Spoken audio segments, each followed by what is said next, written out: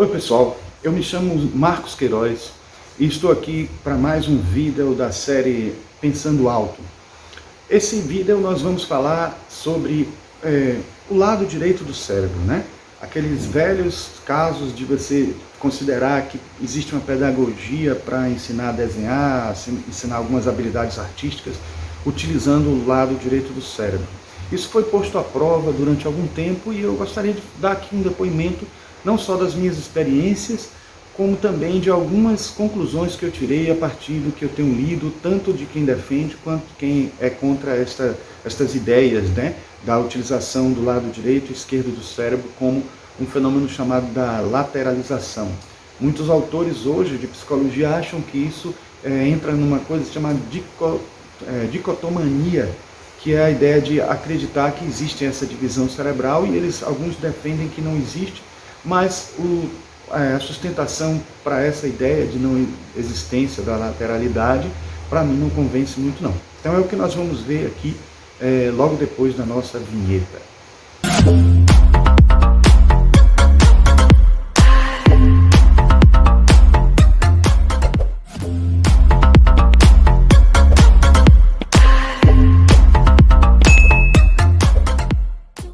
Pronto, pessoal. Vocês devem estar ouvindo aí o barulho da chuva, mas eu resolvi gravar assim mesmo, porque senão acabaria não tendo tempo para falar para vocês sobre esse tema.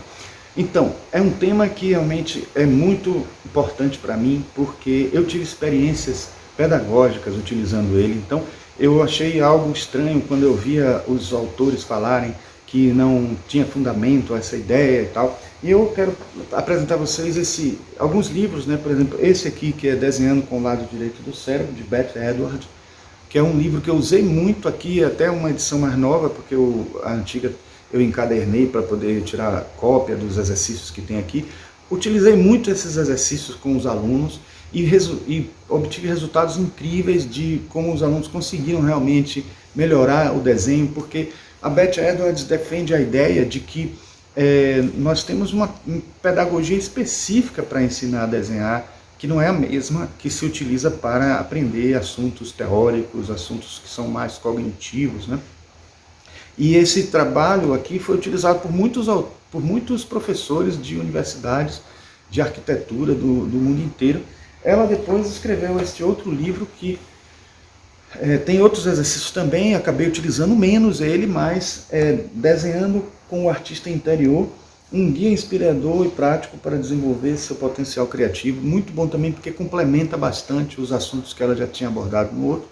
E basicamente, bom, e também, esse aqui, outro livro que é As Cores, né, a cor, e é um livro que também trata de como você pode interpretar a cor usando o lado direito e usando o lado esquerdo de maneiras diferentes.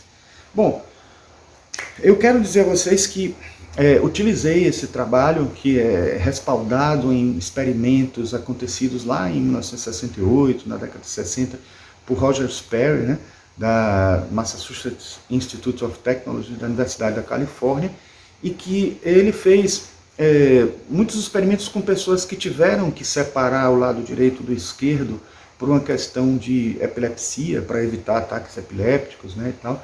Isso passou a ser utilizado bastante numa certa época, e ele não fez a separação do corpo caloso, né, o que divide o lado esquerdo e o direito, para fazer esses experimentos, mas realmente trabalhou com pessoas que tinham feito essa divisão, e ele colocava assim, um aparato na frente dele, entre um olho e outro, mostrava, por exemplo, objetos para serem vistos pelo olho direito e objetos para serem vistos pelo olho esquerdo. Vocês sabem que o que a gente vê com o olho direito é transmitido para o hemisfério esquerdo, o que a gente vê com o olho esquerdo é transmitido para o hemisfério direito. E ele começou a perceber, por exemplo, num caso específico de experimento, entre tantos que ele fez, vamos supor, de uma pessoa que via uma faca com o olho direito e uma colher com o olho esquerdo, e perguntavam a essa pessoa o que ela estava vendo, e ele dizia que estava vendo uma faca. Mas só que quando tirava o aparato e pedia para ele pegar o objeto que ele tinha visto, ele pegava a colher. Por quê? Porque o reconhecimento de forma em si, ele utilizava pelo olho esquerdo e dava nome com o olho direito, muitas vezes de uma maneira até inconsciente. porque os cérebros eram separados. Então o Roger Sperry começou a descobrir realmente uma divisão conveniente em determinado momento, né? Porque os detratores dessa teoria depois consideram que o cérebro acaba se acomodando a situações diferenciadas em função do tipo de a utilização que a gente dá ao cérebro. Então, se por exemplo a gente perde um dos hemisférios, o outro hemisfério acaba tomando conta e utilizando todos os recursos que tem para poder conseguir abarcar as funções diversas que o cérebro todo utilizava.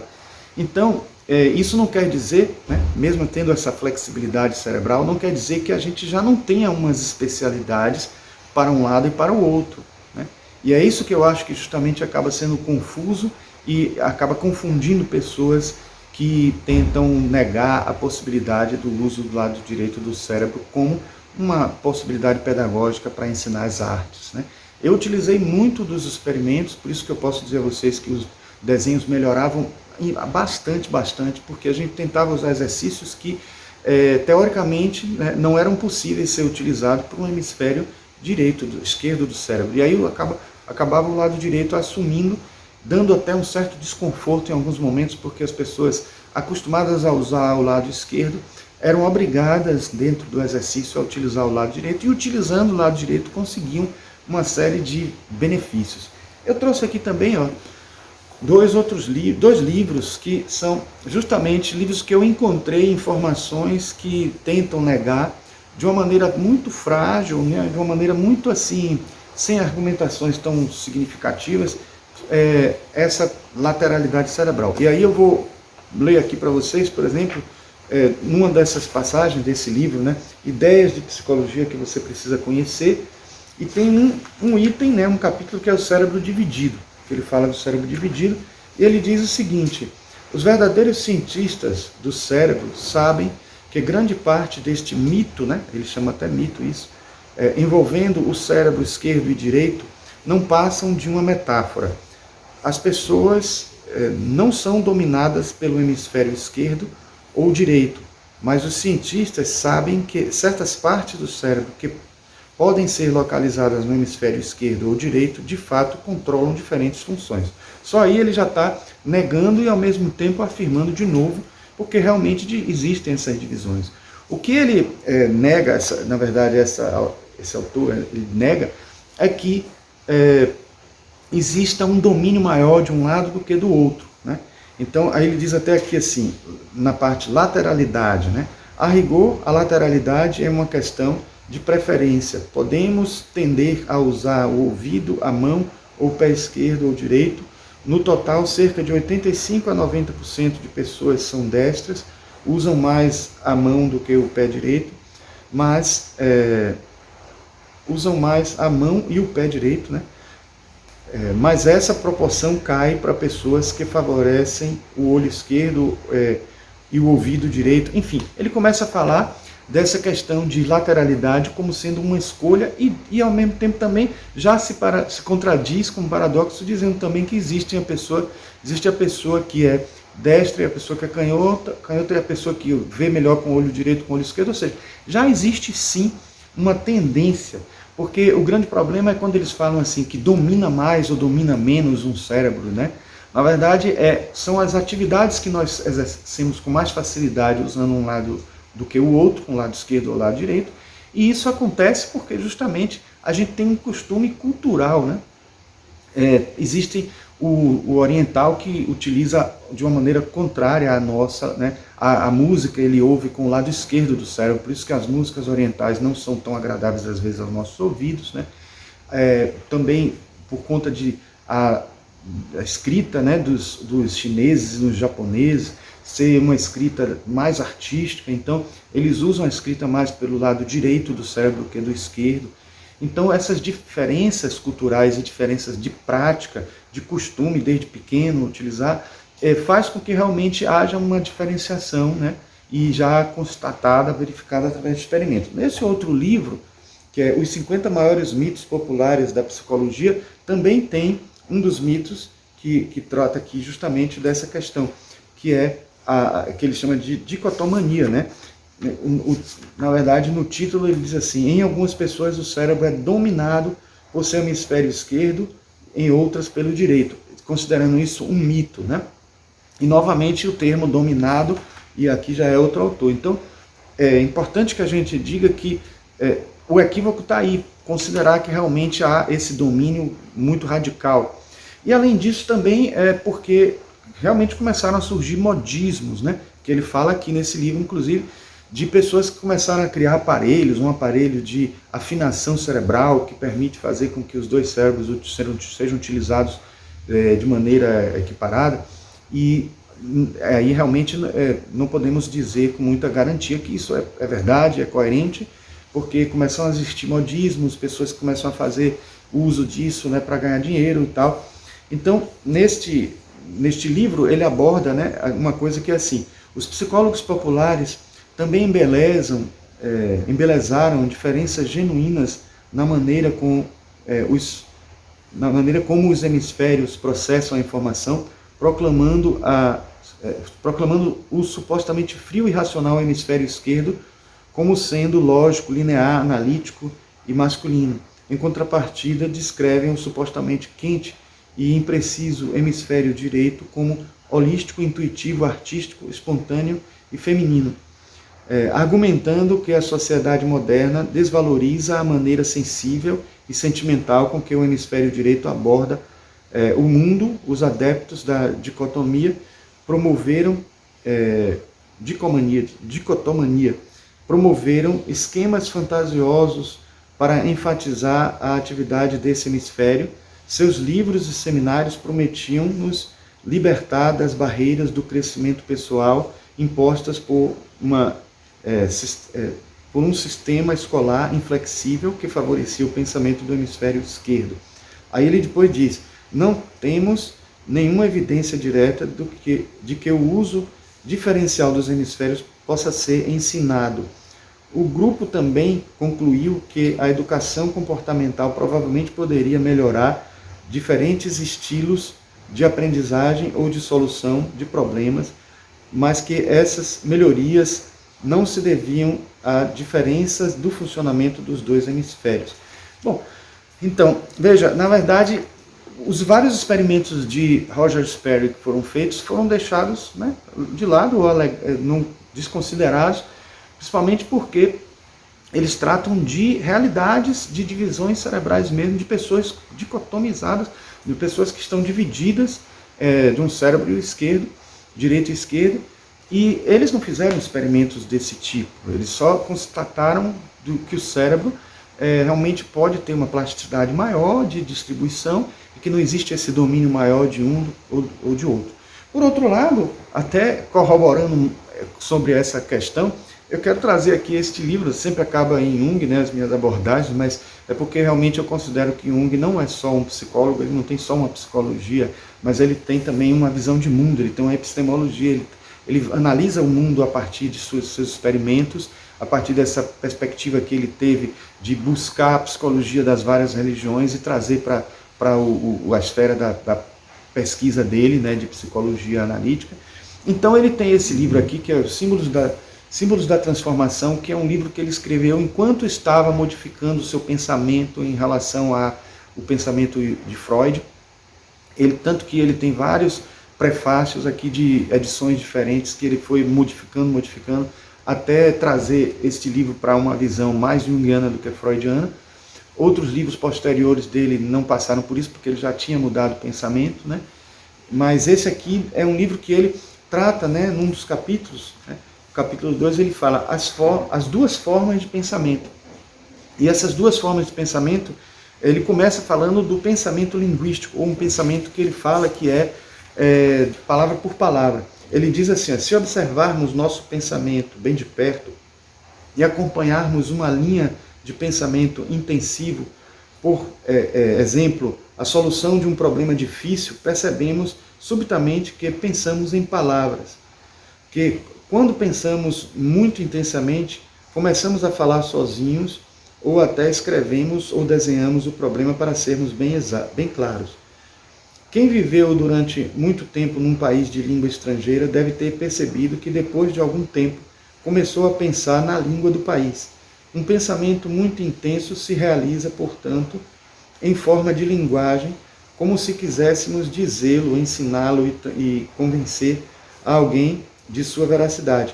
Como se vê, ele se destina inteiramente dirige inteiramente para fora. Nosso pensamento dirigido ou lógico, a rigor, é um pensamento da realidade. Isso é um pensamento que se adapta à realidade, onde, em outras palavras, imitamos a sucessão de coisas objetivas, reais, de modo que as imagens em nossa mente se sucedem na mesma ordem causal, rígida, em que os fatos acontecem fora dela. Denominamos esse tipo de pensamento também pensamento com atenção dirigida. Então repare que ele está descrevendo praticamente o que Roger Spence falava para o lado esquerdo do cérebro, né? Um pensamento mais linguístico, mais formal. Todos nós temos ele? Sim, todos nós temos ele. E talvez tenhamos ele com mais domínio, né? Aí vem aquela questão, domínio no sentido não assim de passar a ser o único, mas algo que se desenvolve mais por conta até da tendência da nossa sociedade mesmo, trabalhar isso com mais frequência. Nós consideramos importantíssimo para a nossa sobrevivência futura aprendermos a ler e a escrever, e acabamos utilizando essa tendência para o aprendizado, para o ensino, quando quase ninguém considera que aprender a desenhar, música ou algumas formas artísticas seria algo tão vital para a sobrevivência do ser humano. Acaba deixando de lado um pouco uma técnica que nem dominamos direito, que é a da utilização do lado direito do cérebro. E mais adiante ele fala, depois de comentar muito que esse pensamento linguístico é um pensamento desenvolvido, não é o pensamento inicial, que é o pensamento da criança. Aquele pensamento que a criança tem não é o pensamento linguístico, porque, diga-se de passagem, a criança começa a pensar antes de aprender a ler e a escrever. Então ela não tem que reproduzir mentalmente, como nós até quando pensamos alto, nós pensamos, até tem a ver muito com essa série aqui, desse quadro, desse canal aqui, Pensando Alto, né? Então a gente quando pensa alto pode até pensar sozinho, como se estivesse falando consigo mesmo, né? Mas a criança não passa por essa situação, porque o pensamento natural, inicial dela, é um pensamento destituído dessa racionalidade, é um pensamento mais intuitivo. Então, ele, apesar de não utilizar esse nome, né, aqui nesse livro, eu diria que ele está aqui abordando, né, porque ele fala assim, que esse pensamento tem a ver com o sonhar, com o fantasiar, com o sair dessa lógica, ter algo que está mais próximo do inconsciente, deixa o inconsciente brotar mais. Então é um pensamento artístico, é um pensamento não verbal, não linguístico, né, que é o segundo pensamento, a segunda forma de pensamento que Jung fala aqui. Então eu diria assim que dentro de uma perspectiva esotérica, espiritualista que nós temos aqui sempre abordado, né, eu diria que nós temos, né, o corpo físico com o cérebro, né, e que o cérebro só funciona como ponte. Então se a gente tem um hemisfério cerebral direito e esquerdo, eles estão servindo de ponte, mesmo que consideremos o cérebro etérico, que também é uma reprodução idêntica, né, o duplo etérico. Então nosso cérebro físico é denso, uma reprodução idêntica do etérico, e ele tem conexões diretas com o astral e com o mental. Se nossa habilidade artística vem de lá do búdico, ele passa pelo mental e pelo astral, precisando tanto do pensamento mais lógico quanto do pensamento mais artístico. Mas quando chega no astral, se envolve com as emoções e acaba se dirigindo mais para o lado esquerdo do cérebro, lado direito do cérebro, quando nós utilizamos a arte. E quando nós precisamos, de vez em quando, utilizar a mente, consegue-se conteúdo maior dentro do corpo mental e parte-se para o lado esquerdo do cérebro. Quando nós vamos desenhar, precisamos da proporcionalidade, precisamos saber onde é que fica cada parte do corpo que desenhamos dentro de uma anatomia. E aí utilizamos sim o lado esquerdo do cérebro e sempre precisamos utilizar, como os livros de Beth Edwards também abordam isso. Falam a respeito da necessidade de utilizarmos também o hemisfério esquerdo do cérebro quando desenhamos, para dar proporcionalidade, dar perspectiva, pontos de fuga, essas coisas todas. Mas utilizamos mais o lado direito do cérebro porque ficou esse lado direito na nossa cultura ocidental, ficou especializado para o lado emocional, para o lado artístico, para o lado intuitivo, o lado do búdico atuando, né?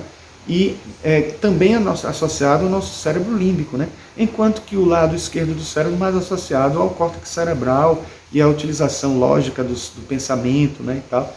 Então, não podemos esquecer que dentro de uma visão triárquica da arquitetura de Roger Sternberg, a gente poderia dizer que tem até um terceiro cérebro, né? Porque tem até um livro que é da teosofia, que é esse aqui interessante, né? De inteligência emocional, que é As Três Faces da Mente. Fala de três inteligências que eu gosto muito dessa abordagem, né?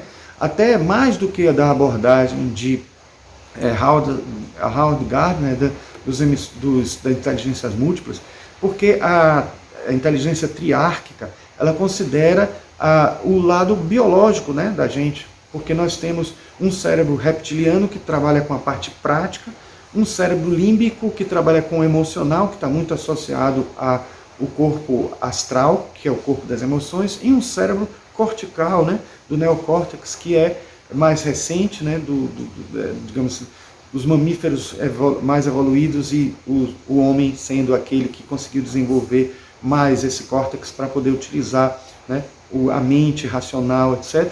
E está muito associado ao corpo mental.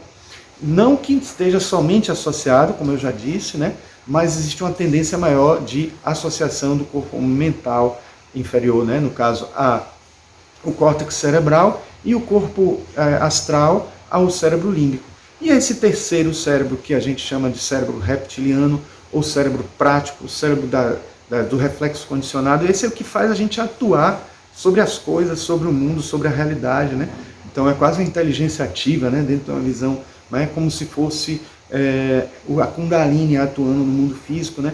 E não é à toa que se chama cérebro reptiliano, não é à toa que tem uma serpente que representa essa Kundalini. Então poderíamos dizer até que o corpo mental está mais associado ao Forhat, né? O corpo causal mais associado ao Prana, e o corpo etérico, físico, material, associado à Kundalini, considerando essa atuação mais direta dessa inteligência ativa, inteligência prática. Então, se a gente considerar dentro de uma visão holística, dentro de uma visão teosófica, dentro de uma visão esotérica, a gente vai integrar tudo isso e entender que realmente, se existem essas divisões, para a nossa atuação aqui no mundo físico, essas divisões elas também podem acontecer, né, de uma maneira equilibrada, dentro de uma maneira energética, sutil, mas havendo uma distribuição também dessas energias, não só assim como tendência,